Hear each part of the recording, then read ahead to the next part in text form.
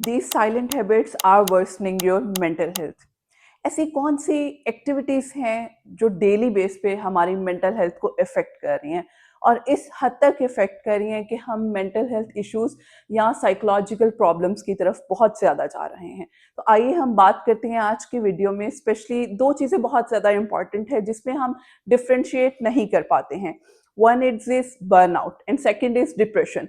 Burnout क्या है? हमारी रोजमर्रा की रूटीन में वर्क रिस्पॉन्सिबिलिटीज, वर्क प्रेशर और इस हद तक प्रेशर कि आप कोप नहीं कर पाते और उस प्रेशर की वजह से आप इतना लेथार्जिक हो जाते हैं कि डेली बेस पे आप अपने आप को फिजिकली और मेंटली इतना डाउन कर लेते हैं कि आप बस हो जाती है हमारी कि यार I can't handle this situation, कि इतना ज्यादा प्रेशर है, इतनी रिस्पॉन्सिबिलिटी है मेरी कैपेसिटी से ज्यादा।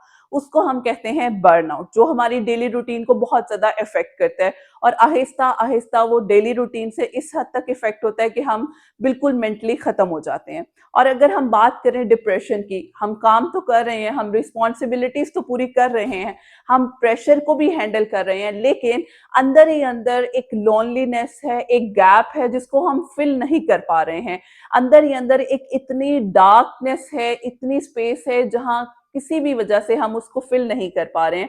हमें खुशी नहीं होती, हम काम कर रहे हैं और अपनी मर्जी का कर रहे हैं, लेकिन हम खुशी महसूस नहीं कर रहे और वो इस हद तक हमें डाउन कर रहा है कि हम बिल्कुल अपनी लाइफ को खत्म करने की हद तक चले जाते हैं। This is called depression. और हम हमेशा इन दोनों चीजों को, हमें लगता है भाई ये दोनों चीजें सेम हैं। एक्चुअल में ये दोनों चीजें सेम नहीं है। दोनों को दूसरे को देखने, अगर हम दूसरे के पर्सपेक्टिव से देखें, एंगल से देखें, हमें सेम लग रही है, नहीं।